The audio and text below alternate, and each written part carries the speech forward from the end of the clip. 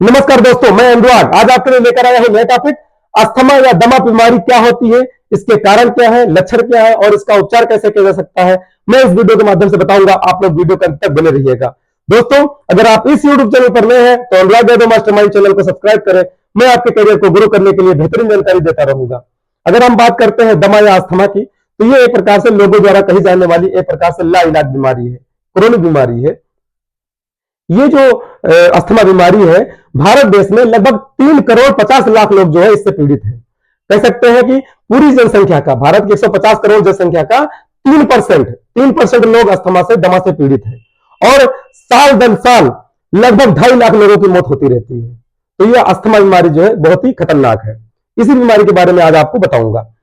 Asthma की बात करने से पहले सबसे पहले ये जानेंगे कि अस्थमा होता कैसे है। जैसे हम कोई सांस लेते हैं माउथ से या नोज से, तो हमारे गले से होते, लैरिंग्स और फेरिंग्स से होते हुए हमारे ट्रेकिया से ब्रोंकियोल में, ब्रोंकाई से ब्रोंकियोल, ब्रोंकियोल से हमारे लंग्स में जाती है हवा। और हमारे लंग्स में क्या होता है, हमारे फेफड़ों में जाती है। और फेफड़ों में क्या होता है, हमारे वायुमार्ग होते हैं, उन्हें एल्वियोलाई कहते हैं। ये एल्वियोलाई क्या करती है, ये ऑक्सीजन को फिल्टर करती है। जो ऑक्सीजन आई है, ऑक्सीजन को फिल्टर करती है। ऑक्सीजन को फिल्टर करने के बाद ये हमारे ब्लड में सप्लाई करती है, इजिली जो है हमारे ब्लड में जाती है। तो हमारा सांस लेने में कोई प्रॉब्लम नहीं होती है और इजिली जो है हम जो है अच्छी तरह से सामान्य रूप से सांस लेते हैं। कभी कभी क्या हो जाता है, कोई इंफेक्शन की वजह से, कोई कारण की वजह से जो हमारे वायु मार्ग है, यानी ये ट्रेकिया है, जो हमारे जो ब्रोंकाई है, ब्रोंकियल्स है, इसमें क्या होता है, ये सिकुड़ जाते हैं। जब सिकुड़ जाएंगे तो इसमें क्या हो जाता है, एयर की सप्लाई रुक जाएगी और कह सकते हैं कि इसमें इंफ्लेमेशन हो जाता है, स्वेलिंग आ जाती है और इसमें म्यूकस भर जाता है, कुछ तरल पदार्थ है वो भर जाता है, जिसकी वजह से क्या होता है, इसमें हवा जो है पास नहीं हो पाती, यानी कि हम जो सांस लेते हैं वो अंदर नहीं जा पाती है।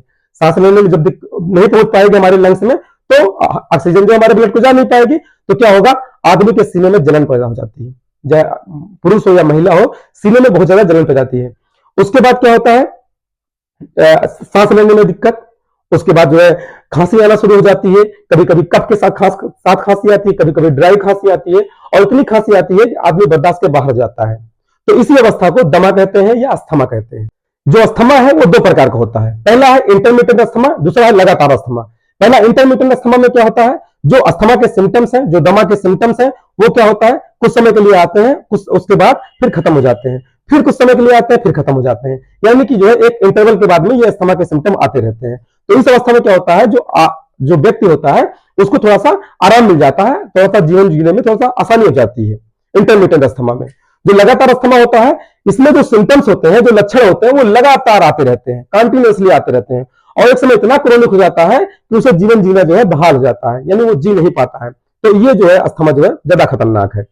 अगर हम इसके सिम्टम की बात करें अस्थमा के, तो अस्थमा के सिम्टम में क्या होता है, सबसे पहले तो सांस लेने में प्रॉब्लम होती है। दूसरा, बलगम के साथ खांसी आती है, कभी कभी सूखी खांसी आती है, हमेशा चिंता बनी रहती है, धड़कनें हमेशा बढ़ी रहती हैं, सीढ़ियां चढ़ने में प्रॉब्लम होती है और जो उसे कहीं भी रेसिंग करने जा रहा है, दौड़ने जा रहा है, तब भी जो है उसको खांसी आती है, बहुत ज्यादा प्रॉब्लम होती है। खाते समय जो है उसको खांसी आती है, सोते समय उसको खांसी आती है, ठंड के मौसम में बहुत ज्यादा खांसी आती है, इतनी ज्यादा खांसी आती है कि वो जो है टॉयलेट तक कर देता है। तो जो भी व्यक्ति जो है अस्थमा से पीड़ित है या दमा से पीड़ित है, वो डॉक्टर के पास जाएंगे। डॉक्टर सबसे पहले उनकी जांच करेगा, जैसे कि कफ का टेस्ट होता है और जो छाती का टेस्ट होता है, एक्सरे कराता है। इससे पता लग जाता है कि जो है इसे जो है इस व्यक्ति को अस्थमा की शिकायत है या दमा की शिकायत है। उसके बाद जो है डॉक्टर जो है ब्रोंकोडायलेटर देता है। ब्रोंकोडायलेटर वो मेडिसिन होती है जो है हमारी जो सक्रिय हुई जो हमारी जो है श्वास नली है उसको जो है ओपन करती है, जिससे कि सांस इजिली जा सके। ब्रोंकोडायलेटर देता है, कार्टिकोस्टेरॉइड देता है, स्टेरॉइड देता है, जिससे कि जो इन्फ्लेमेशन हुआ रखा है वो ठीक हो जाए। और इनहेलर यूज करते हैं बहुत सारे लोग, डॉक्टर्स द्वारा दिया जाता है इनहेलर, जिससे जो है हमारा जो कफ है वो जो है रिलीज हो और कम से कम हो और जिससे जो है स्वेलिंग भी कम हो और इजिली जो है सांस ले सके। तो इस प्रकार से ये जो है एलोपैथ में इलाज है। अगर हम बात करते हैं आयुर्वेदिक इलाज का, तो आयुर्वेदिक इलाज में आप घर बैठे इलाज कर सकते हैं। जैसे कि दालचीनी होती है, दालचीनी के साथ में आप जो है शहद का यूज कर सकते हैं या फिर गुड़ का यूज कर सकते हैं। अगर आपको शहद नहीं मिल रहा है तो आप गुड़ का यूज कर सकते हैं। और जो ये कच्चा नारियल होता है उसको जो है चबा चबा करके आपको खाना होगा 40 से 50 ग्राम। और ये जो थेरेपी है शहद और दालचीनी की और ये नारियल का जो चबा चबा के खाना है आपको, ये लगभग जो है 3 से 4 महीने तक खाना होता है। आप जो है फ्रीली जो है 3 से 4 महीने में मुक्त हो जाएंगे अस्थमा से। अगर ये वीडियो पसंद आया हो तो लाइक करिएगा, सब्सक्राइब करिएगा। मैं मिलता हूं आपको नेक्स्ट वीडियो में। Thank you so much.